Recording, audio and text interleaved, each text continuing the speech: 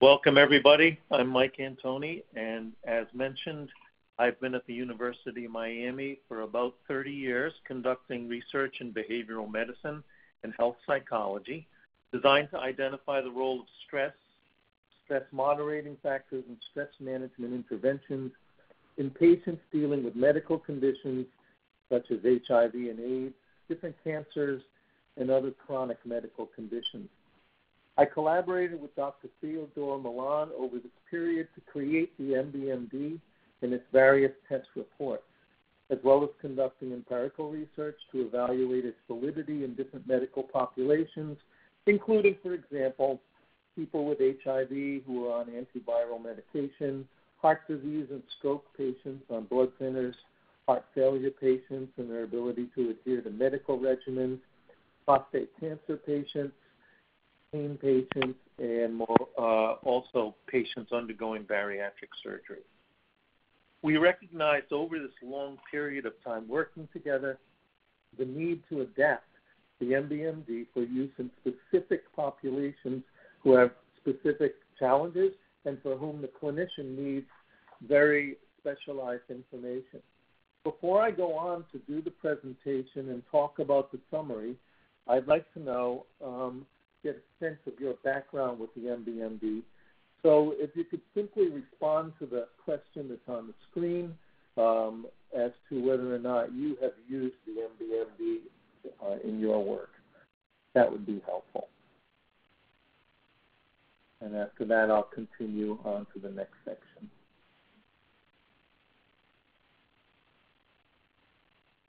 Very good. So today I'll be covering three areas in the presentation. I'll start with some basics about the use of psychosocial testing in behavioral medicine generally and in bariatric surgery in particular. I'll talk about the history and the essential domain of the MBMD, and then I'll talk about the test report, how to interpret test results, including specialized test reports for bariatric surgery patients. In a nutshell, the overview of this session is as follows. Since obesity affects about 78 million Americans, including 24 million who have severe obesity, we have a major health epidemic going on in our country. Bariatric surgery can enable patients to achieve significant weight loss, as well as improvement in obesity-related conditions such as diabetes, hypertension, and sleep apnea. However, the effectiveness of bariatric surgery depends on many patient factors, including demographics, their comorbid medical conditions, probably most importantly, their health behaviors, and the way they cognitively appraise and cope with the medical setting. The MBMD, or Millon Behavioral Medicine Diagnostic, helps assess psychosocial factors that may support or interfere with a patient's course of medical treatment. This webinar in particular will describe how the MBMD was developed and how its specialized bariatric report can be used as a part of a comprehensive evaluation to identify patient assets and liabilities, to tailor a treatment plan that will optimize post-operative outcomes. By way of background, it's important to notice some recent trends that were published in the Journal of the American Medical Association. It shows here that over the most recent decade, since 2007, there have been increases in obesity and severe obesity prevalence among adults, which have persisted. Look particularly at the tall mint green and turquoise bars for adults. Over the same period, there has been a slow-growing prevalence of obesity in the youth. This promises a pattern over time of continuing problems with weight management. Over the same period of time, roughly over the last particularly 7 years, bariatric surgery numbers have increased from 158,000 in 2011 to 216,000 by the year 2016. Initially, most of these procedures were R&Y, but there's been a steady increase since 2012 in the sleeve procedure. The number of procedures has been increasing at geometric rates over the past decade and continues to do so. With news of this surgery being a possible cure for diabetes, this pattern will only multiply further in coming months and years. So there's definitely a significant increase in bariatric surgery on the horizon. While bariatric surgery offers great promise for patients at risk for multiple health problems, its success requires behavior change and adaptation on the part of patients. So what are these patient factors that contribute to outcomes? These are actually the key questions for the psychologist working in the context of bariatric surgery. They really boil down to what can we learn about patients as early as the point of screening to be able to predict good medical outcomes and not so good medical outcomes. In some ways, these are billion-dollar questions. What predicts a good outcome? What predicts a bad outcome? The psychologist is put in a position of being very important for the medical team in this regard. Well, behavioral medicine research suggests some clear answers here, and ones that I'll be summarizing today. If you look at this table, on the left side, you see there are certain factors or domains, the patient's outlook, how they cope, their support system, and the health behaviors that they engage in beyond eating that might include, for instance, exercise. Certainly, positive outcomes medically are predicted in the literature by an outlook of optimism.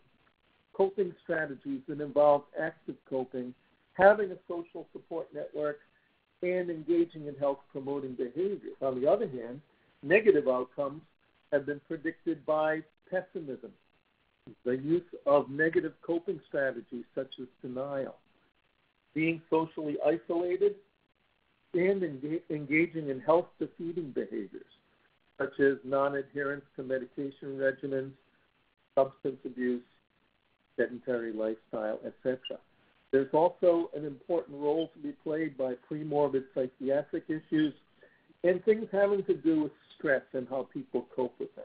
So these factors comprise what behavioral medicine research would tell us are important places to look.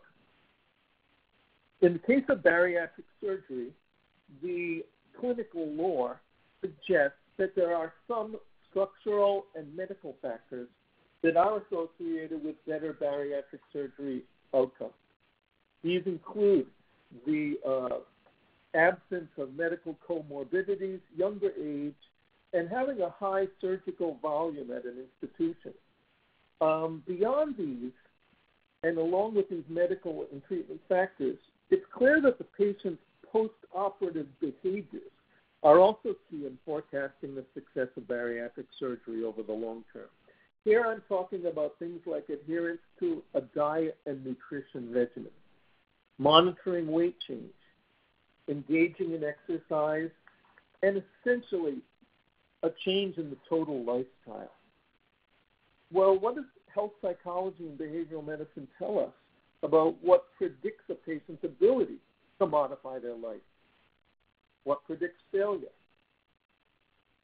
Some psychological factors have been suggested by the NIH as early as 2004 as being associated with bariatric surgery post-surgical behaviors. Having a prior history of binge eating, prior history of compliance problems in general, disturbances in body image, psychiatric conditions such as depression and anxiety, and personality factors that have to do with things like impulsivity and how well people can tolerate stress. Now, how do we learn about these things in a pre-surgical setting? This is the role of pre-surgical screening or evaluation by the psychologist. And although we're beginning to learn the factors that predict optimal adherence and ability to adapt and maintain health behaviors in behavioral medicine research, these factors are not often systematically assessed in routine bariatric surgery practice. This can make pre-surgical evaluations less efficient, and we can miss important patient assets and liabilities that could contribute to both short-term and long-term outcomes. So you see here on this slide, many practices use homemade combinations of psychological interviews and tests. There's no real guidelines for putting together the test results in terms of theory-driven algorithms. And most tests are not normed on medical patients, and certainly most tests are not normed on bariatric surgery patients. So what are the guidelines that one can adopt as a psychologist working in the bariatric surgery setting? Well, the American Society for Bariatric Surgery in 2004 did suggest some of the goals, the content areas, and the testing issues that are entailed in the bariatric surgery setting. What are the content areas of most interest? They list behavioral, things like eating behavior, substance use, cognitive and emotional factors, like how well a person's memory is, their attention in terms of cognition, coping skills and how well they regulate their emotions, pre-morbid psychiatric issues. Also mentioned in this report were the current life situation, which really comprises stress and stress buffering resources like social support. Finally, motivation and expectations, which refers to attitudes toward healthcare and healthcare providers. These things are known to affect adherence to medications and lifestyle recommendations. In addition to listing these content areas, the ASBS also suggested guidelines for testing. They mentioned the importance of forming a clinical rationale for the tests that are chosen in terms of testing, test selection, criteria such as relevance, validity, reliability, norming are important, and then test options may range from multi-scale to single-scale tests.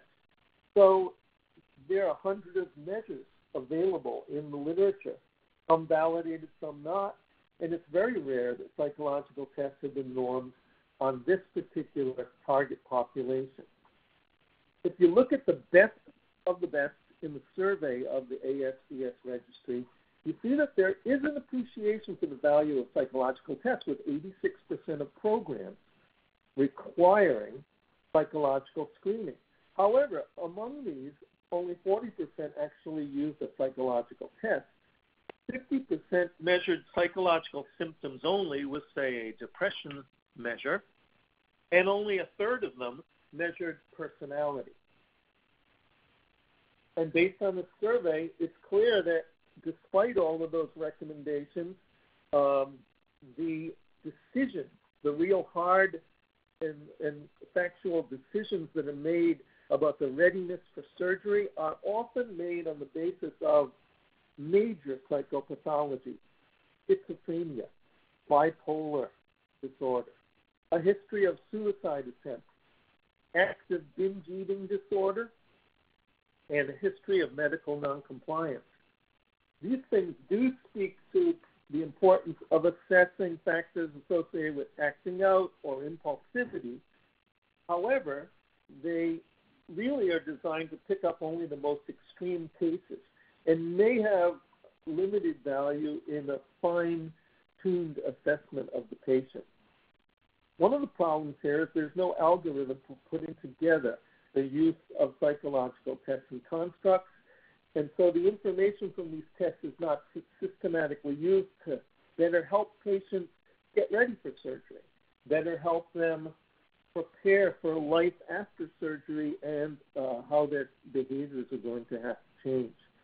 So we developed a theoretical model to guide the integration of multiple sources of psychosocial information in the bariatric surgery context. Before presenting this model, I will be describing the development of the MBMD and its bariatric surgery test report. The Millon research team has been developing comprehensive psychological tests for various populations for the past 5 decades in work that was rooted in the science of personality theory, particularly the biosocial theory of Millon. This lab began developing personality tests for medical patients in the 1970s, an innovative notion in its time and one that's still relevant more than ever in this area of complex medical regimens and the increasing role of patient behaviors in determining successful outcomes. The initial test from this group was the Millon Behavioral Health Inventory, or MBHI, in 1981. This was the initial health psychology test, if you will, from this group. And it showed over the next 2 decades to be very successful in predicting a wide range of medical phenomena, ranging from, for instance, how long a patient waits before going to the hospital after they have heart attack symptoms, how long, which patients succeed with home-based versus clinic-based renal dialysis, who survives best after a heart transplant and has the least complications. So these were fairly dramatic predictions that the test was able to make. During the 1990s, Millon's team, along the period when I joined them, began work on a new version of the test, which would draw upon the discoveries in behavioral medicine research that had come about since the launching of the MBHI. The test was named the Millon Behavioral Medicine Diagnostic, or MBMD, to stress the influence of this new vibrant field of behavioral medicine, which, by the way, just had its 40th birthday in terms of the Society of Behavioral Medicine, or SBM. The MBMD was designed with a multidimensional model that integrated Millon's personality theory with revisions in DSM and with emerging basic and clinical research on the role of patients' attitudes, coping styles, and social resources in determining health outcomes. To address the emerging medical populations of this era, the test was normed on a wide range of medical patients, including those with heart disease, cancers, HIV/AIDS, and neurological conditions. This resulted in the launching of the MBMD as we entered the new millennium. The MBMD is described as a multidimensional broadband test, meaning that it strives to present a comprehensive, multi-level picture of the patient in terms of factors that could determine the success of medical treatments. This is very different from a unidimensional test like a depression or anxiety inventory, given its scope. It is also very different from a personality inventory designed for healthy people or for psychiatric patients, given its focus and normative development on medical patients. Within the model used to compose the test, you can see here there are different colored boxes. The orange boxes are psychosocial characteristics that we considered important, in that behavioral medicine research has shown that they can influence health maintenance and health care delivery and costs in the blue boxes, which in turn could determine health outcomes. Ultimately, the question we want to address is, how do these psychosocial factors contribute to health outcomes? The psychological factors encompassed in these orange boxes compose 4 categories. Among psychiatric indications are anxiety, depression, and other Axis 1 related disturbances. Coping styles include behavioral, cognitive, and interpersonal coping styles and strategies. Stress moderators include appraisals, resources, and contextual factors that determine how well patients deal not only with their medical-related stress, but life stress in general, as all these things can contribute to how they adapt. Finally, there's a box here for negative health habits. These are easily measured self-report items on health-compromising behavior. In terms of health maintenance, we're referring there to primary, secondary, and tertiary prevention. Efforts to reduce risk, screen and pick up disease early, and then how well patients adjust to disease. What are their emotional reactions to diagnosis, adjustment to treatment and illness symptoms? What are the factors that affect the physical course of disease? Those things could be seen as comprising health maintenance. Healthcare delivery can be defined as reactions to medical procedures, medication management, patient-physician communication, under- or overutilization of the healthcare system, and the need for psychosocial intervention in the context or as an adjunct to medical treatment. Our model argues that these health maintenance and healthcare delivery processes can contribute to ultimate health outcomes such as the cost of care, the success of procedures and surgeries like bariatric surgery. In terms of the scale, the structure of the test, how is the MBMD scale constructed? There was a logic behind the 7 MBMD domains listed here, and these are actually used to organize the test profile and the narrative report. The first 2 domains along the top assess response patterns, which capture how the patient communicates about health issues and how they approach taking the test. Also listed here are problematic lifestyle behaviors that will alert the clinician to issues that deserve attention. The next 4 sets of domains assess psychiatric or psychosocial variables that may shape the way patients deal with health problems and identify attitudes that may exacerbate their ailments and interfere with their overall prognosis. These are named psychiatric indications, coping styles, stress moderators, and treatment prognostics, which I'll go into some detail on in a moment. The final domain you see here is a synthesis of all this information into a management guide that facilitates triaging and decisions about ways to optimize medical outcomes. It does so by addressing patient liabilities and also their assets, and then intervening via counseling or cognitive behavioral skills training. So let's walk some of the details within each of these areas. Scale V is a validity indicator and tells you pretty much whether the patient responded to the test in a random fashion or they were actually paying attention to the items. If you see a score of 0, it generally indicates a valid profile. Scales X, Y, Z describe response patterns.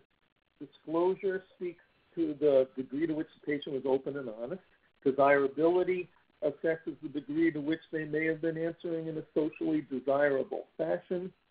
Debasement assesses the patient's inclination to deprecate or devalue him or herself, presenting more troublesome emotional and personal problems.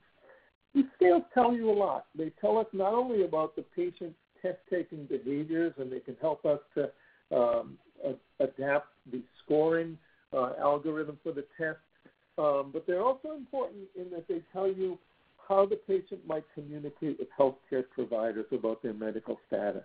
Will they be biased more toward desirability or debasement, for instance? The next section is negative health habits, and these are fairly self-explanatory, but describe what the behavioral medicine literature suggests are some of the major health habits that can contribute to negative health outcomes. In terms of the next section, the psychiatric indications, there are 5 scales here, AE, AA through EE, and these scales assess psychological problems that may place a patient at a disadvantage by complicating or undermining a surgical or medical treatment. These are among the types of psychiatric and neurocognitive factors shown to contribute to an exacerbation of many medical conditions and to the relative success of procedures ranging from surgery to chemotherapy to dialysis. These factors may also contribute to how patients communicate their symptoms, react to major medical procedures emotionally, and how they manage their medications and post-treatment lifestyle changes.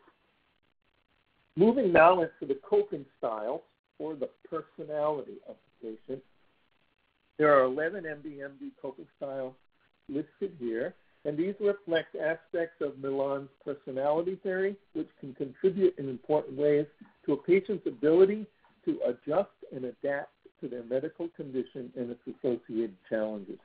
The MBMD coping styles reflect the cognitive, behavioral, and interpersonal strategies that patients use to acquire rewards, and to avoid discomfort in their lives. These coping styles are derived from Millon's personality theory and are described specifically as they relate to patients' transactions with the healthcare personnel. You can see all of the names of these scales have an interpersonal flavor to them because they are designed to describe how patients interact with healthcare in general and healthcare personnel in particular. The scales in the MBMD coping styles domain correspond to axis 2 personality disorders, which we've listed in the right column, including those that have been most recently added to Millon's classification system, such as depressive, sadistic, and masochistic. In naming the MBMD style, we use adjectives that reflect how the patient is likely to come across to the healthcare provider, thus stressing the interpersonal qualities. As such, if you look in the left column, those are the names of the coping styles. It should be noted that although these scores are designed to assess characteristics that qualitatively reflect components of the DSM axis 2, they are not really in the range of a psychiatric diagnosis. They are more considered as variants in the range of normal coping styles. As an example of how Millon's personality theory can be used to understand these different coping styles, we focus now on 4 very different coping styles, but very commonly encountered ones, including cooperative, sociable, confident, and oppositional. So to understand just 4 scales here, to understand how Millon's multi-axial personality theory was used, we can think of 2 axes. And one of those would be the self-other axis, which is listed here along the top, and these are the columns. The self-other axis refers to the tendency to rely on self versus others for reinforcement and pleasure and protection from threat and pain.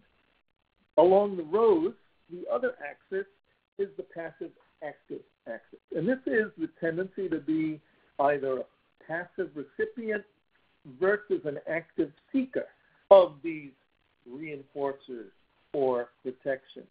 So if we look at this 2-by-2 matrix, we can think of personality types or coping styles as some combination. So, for instance, if a person is dependent, they are low on self and high on other focus. And if they use a passive form of the coping strategy, they might be seen as cooperative, declining, accommodating. If, on the other hand, they are dependent but they use an active form, they would be seen as sociable, outward, even dramatic or flighty. If they're an independent type, they might show that as a passive form where they would be seen as confident, self-assured, and entitled. An active form of an independent coping style might be seen as oppositional, imposing, controlling, dissatisfied, or unmanageable. There are other axes, and as a result, there are 11 coping styles that can emerge from Millon's personality theory in the context of the MBMD. Applying just the 4 that we just talked about to healthcare settings, let's imagine the high scorers on the cooperative scale, which is scale 3 on the test. They tend to be eager to attach themselves to supportive healthcare professionals, and they are likely to follow medical advice closely. However, they do not take much initiative, and that may mean that they are not always on top of their medication regimen, and they need a lot of structure. They might need regular reminders from the healthcare team, and they may resist initially suggestions that call for routine efforts on their part, but generally they will be pleasant and cooperative once things are spelled out for them. On the other hand, high scorers on the sociable scale, or scale 4, tend to be outgoing, talkative and charming. They may be, however, changeable in their likes and dislikes. I mentioned they might be flighty. They're usually very cooperative when following the treatment plan, but this can be short-lived. Their attention may not last over long periods of time. They also may be disinclined to face ongoing life problems. So stressors may enter into their lives and they may not cope with them particularly well. Certainly, any detailed medical regimen will call for persistence from the healthcare professional. In terms of high scores on the confidence scale, or scale 5, they are self-assured and confident. They're generally interested in anything that will preserve their well-being.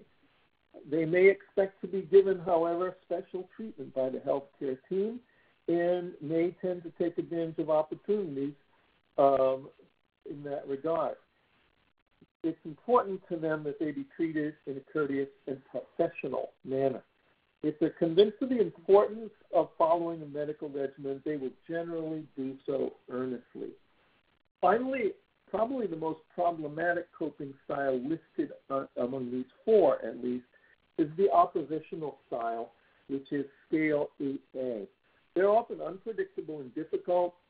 They may be erratic in following the treatment plan, over-medicating or under-medicating without consulting the physician. They like to get control wherever they can. They're often displeased and dissatisfied and may believe that by complaining about their treatment, they will get better treatment.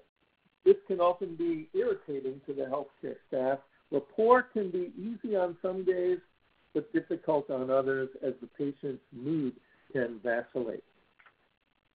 So that was an example of applying Millon's theory to the generation of the coping styles that are part of the test.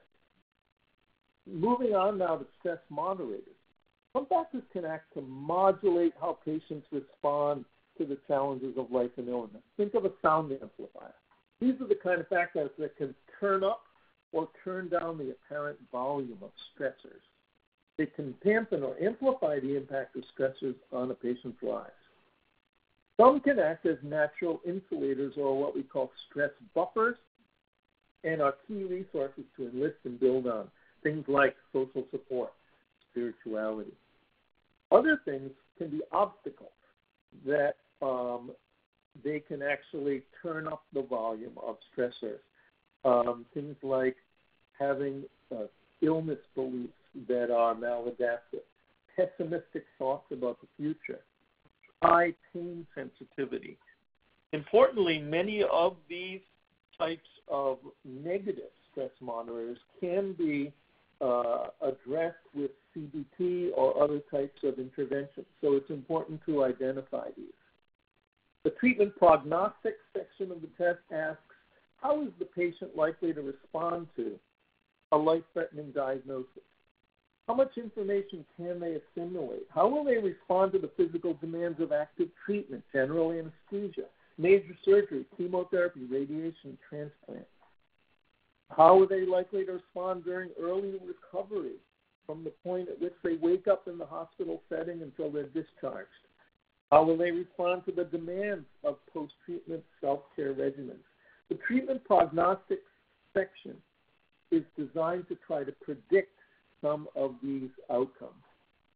In addition to these immediate predictions, if you will, the treatment prognostic domains also address the likelihood of healthcare activities that could persist after treatment, such as overutilization of the system, healthcare system, medical compliance with medications.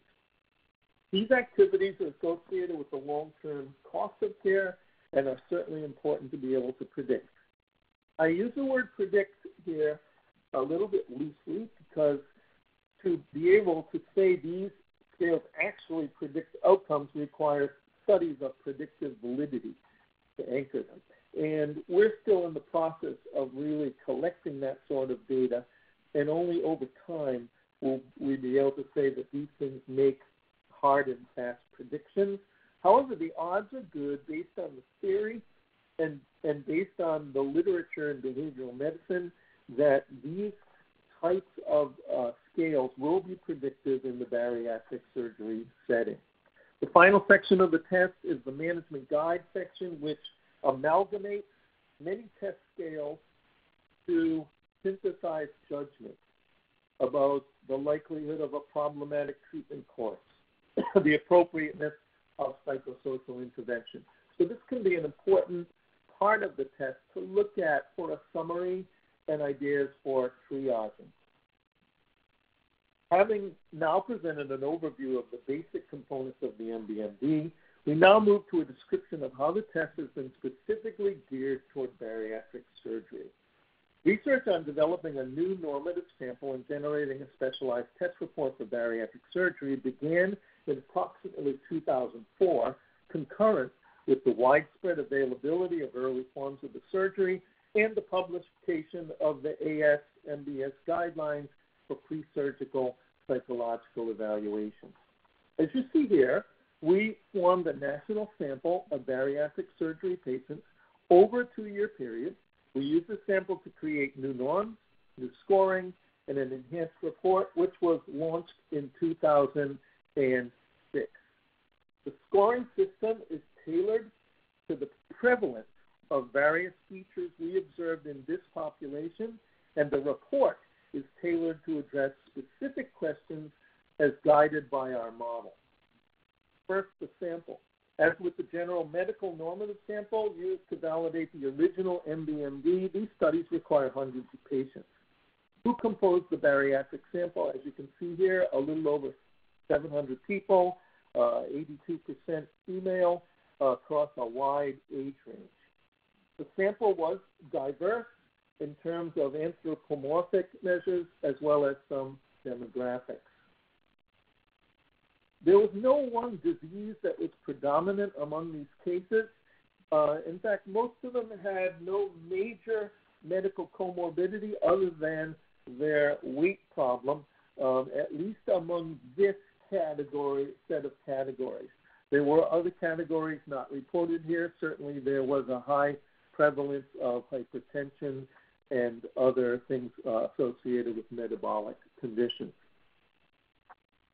We were able to compare the bariatric sample with our general medical normative sample, having done this before with the MBMD.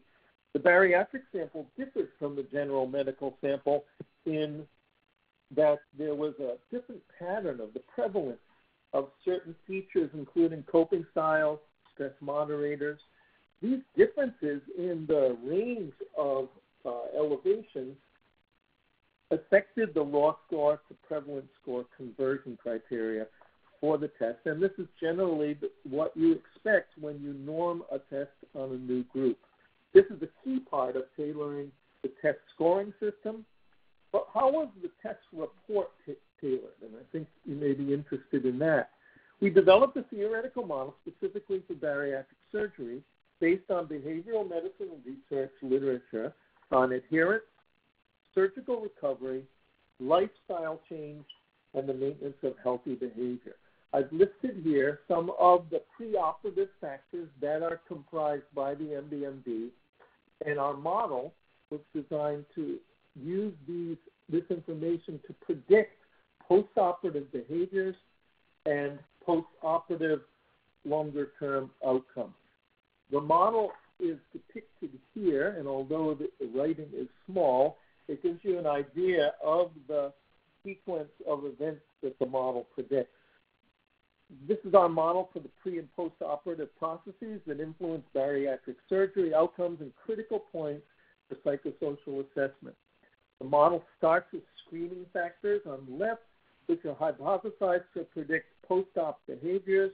These screening factors follow the MBMD and many of the topics raised in the ASBS survey. The screen predicts post-op behaviors in the short term, which can affect recovery and pave the way for initial physical changes. The psychosocial screening information can also forecast patient perceptions on how patients adjust over time. You can see the box over at the bottom right.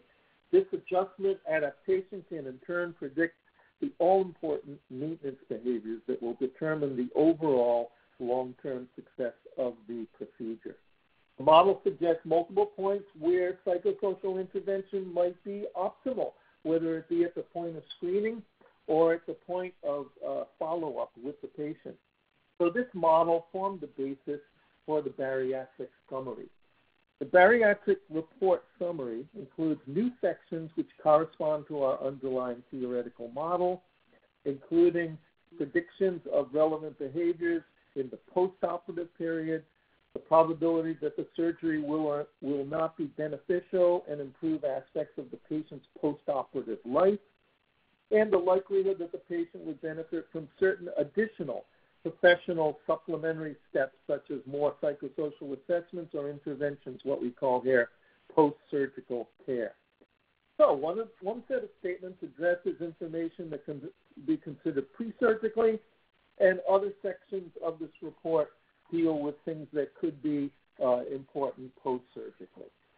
Going through some samples, the pre-surgical intervention part of the report indicates whether actions are needed before the surgery. These may be suggestions for additional evaluation of a problem area identified on the MBMD, such as depression or a pain-related condition. There are 4 pre-surgical suggestions here, including pre-surgical psychiatric, supportive counseling, pain management, and these are reported as advisable, helpful, or unnecessary on the report.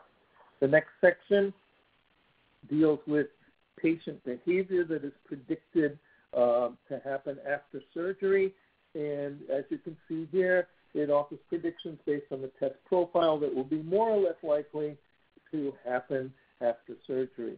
These are classified as high, average, or low in probability. The third section of the bariatric report is the likelihood that the surgery will improve this patient's overall life, their quality of life, many dimensions of their life, and it tries to make predictive statements about the odds that they will experience positive changes. There are 7 domains here, and they are reported as average, poor, or good likelihood based on the test results. The final section of the bariatric summary includes the likelihood that this patient will benefit from adjunctive or educational support programs. And these could be things ranging from physical rehab to nutritional instruction plans. If, in case you're interested, the test manual details how the algorithms for how we determine these test report components. And as you can see here, there are combinations of information from the psychiatric, coping style, stress moderator, and treatment prognostic sections. Rather than go through these in detail, I will point you to the test manual, which gives a really good detailed analysis of how these algorithms are formed based on the entire test. So they are a way of synthesizing multiple scales from the test into practical suggestions for both the pre-surgical period and the post-surgical outlook.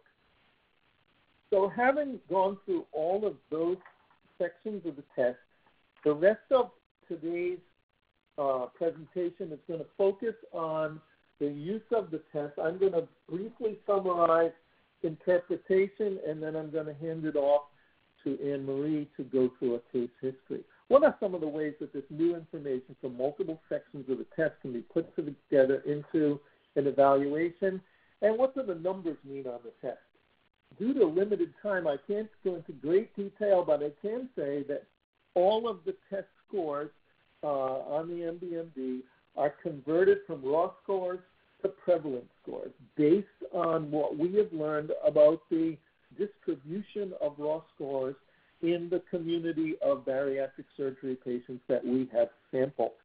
And so generally, if you see a PS score of 35 or below, it's a very low score relative to the population of bariatric surgery patients and can be considered an asset Scores in the 75 to 84 range correspond to a moderate or present liability, and those 85 and above are a marked or prominent liability. And the last section I'll cover is when you're doing an interpretive report from the MBMD, there's certain steps that we recommend you can use. You should first focus on the patient information you have available from the chart, from interviews. Then, in terms of the test, look at the overall validity of the test. Then the response patterns. What is the patient's communication style? What are the negative health behaviors that should be considered? Third, the psychiatric indicators, coping styles, stress moderators, and treatment prognostics should be analyzed. In terms of psychiatric domains, generally pay attention to things above 75 on scales AA to EE. In terms of the coping styles, these should be interpreted as a configuration, thereby where you look at, say, the top 2 to 3 score elevations to try to compose a 3-point code, if you will, for the patient's coping style. Then after this, move on to stress moderators and treatment prognostics.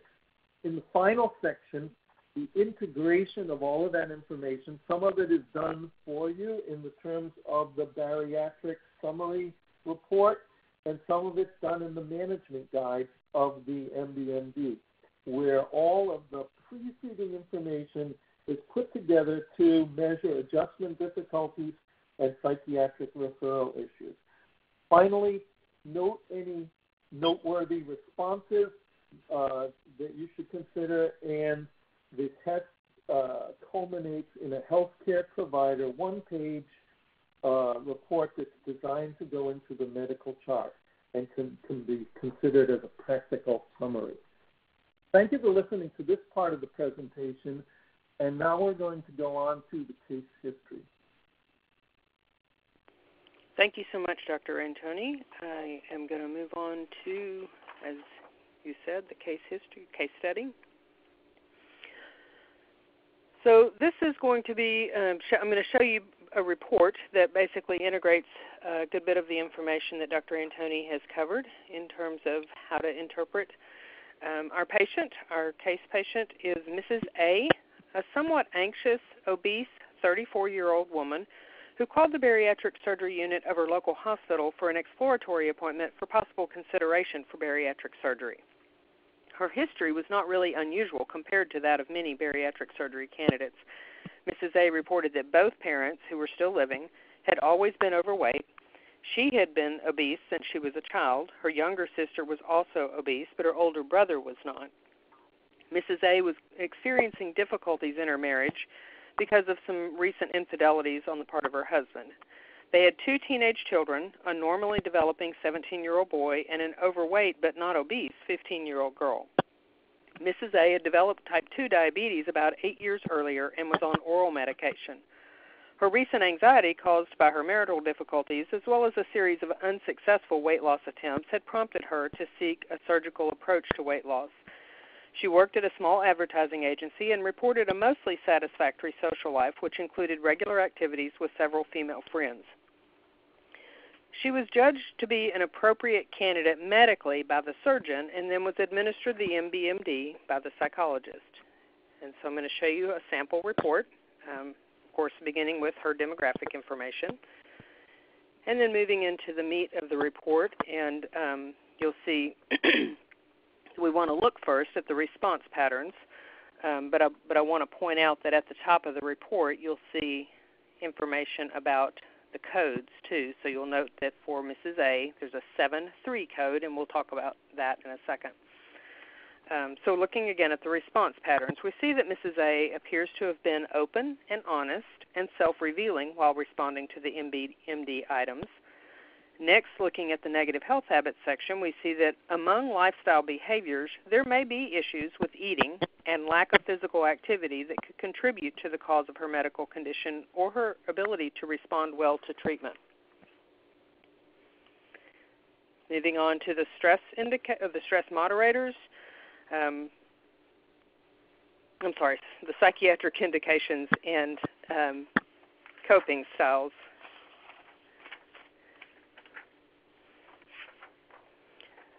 So here you want to always be sure that you are considering the liabilities and the assets, so both the moderate as well as marked in those categories. So we're going to start with looking at the psychiatric indications of note, and there are no marked elevations in this section. However, there's a somewhat elevated score on the anxiety tension scale in line with some of the impressions that had been formed at her intake interview. And then, as I mentioned earlier, she had a 7-3 coping style code, and so you can see that reflected here when considering the highest 2 or 3 codes, which is you want to look at the highest 2 or 3 scores. So the highest score here is respectful and then cooperative. And so Mrs. A's coping style profile suggests that she's a person who appreciates the company of others and who's diligent in her job and responsive to authority figures. So this is a person who's likely to follow medical advice and adhere to treatment guidelines. And now the stress moderators. And again, looking at both the higher and lower, but among the factors that may insulate Mrs. A from stressors and life challenges is her ability to tolerate pain and remain optimistic. So looking at pain sensitivity being a very low or relatively low score.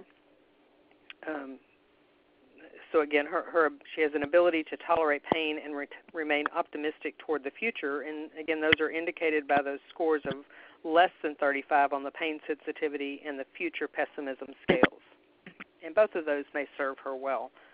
The absence of a spiritual source of support for Mrs. A, however, may be relevant because although her social network may provide the needed external stress buffer, may provide her that external stress buffer should a need arise to call on her friends.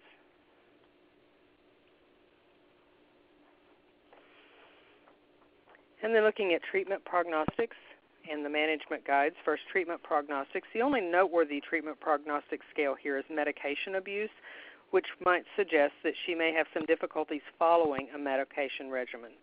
Given her coping style characterized by respect and trust in authority figures, however, she's likely to respond to clearly structured prescriptions and brief conferences with her physician. There's no indication in her profile that she'll have marked difficulty complying with the requisite post-operative behaviors. And then the management guides section would suggest that she will likely experience only moderate adjustment difficulties in the post-operative period.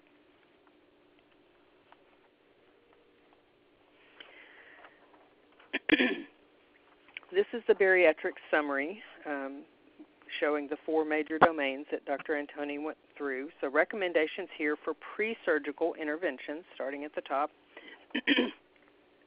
You can see Mrs. A's profile information.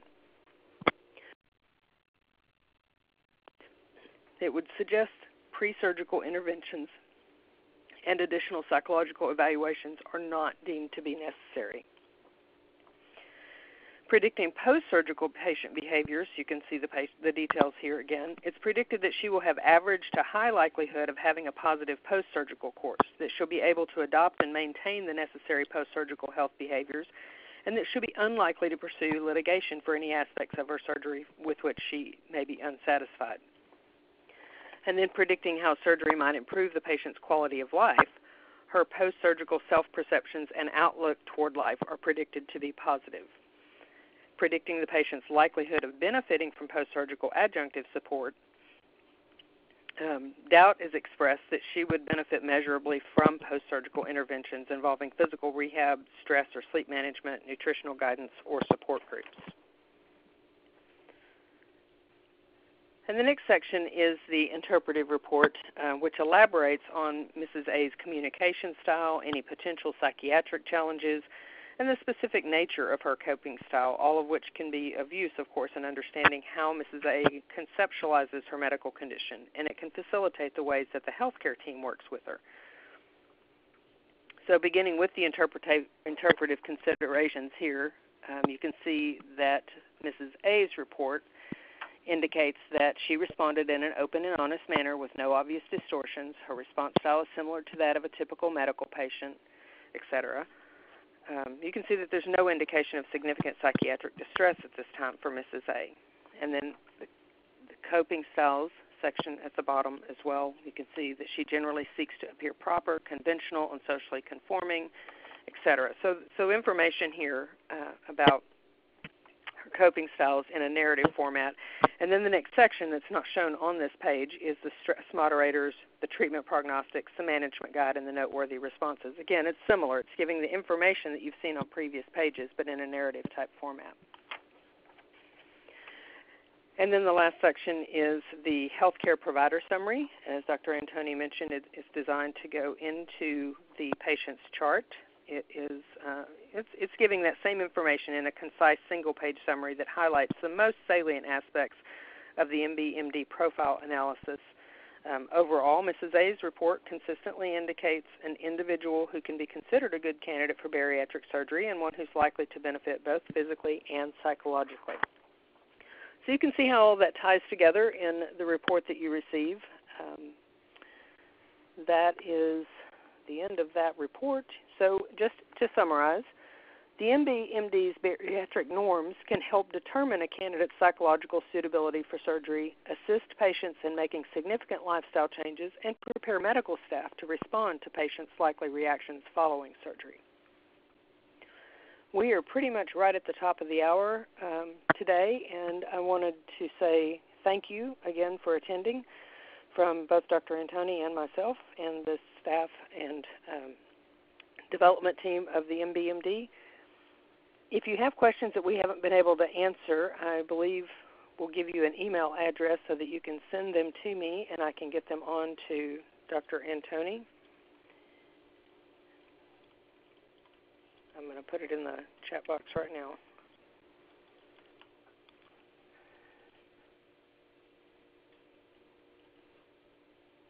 Okay, so please do send questions if you have questions about today's webinar, and I will send them on to Dr. Antoni for help with answering them.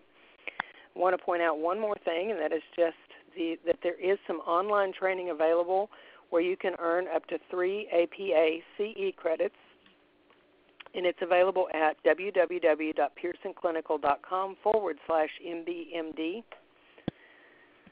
It is all available online, and you can print out the evaluation and the knowledge checks and send those in for CE credit with a minimal fee. Here is the website again, pearsonclinical.com/MBMD, and the customer support phone numbers. So thank you again, and this will conclude today's webinar.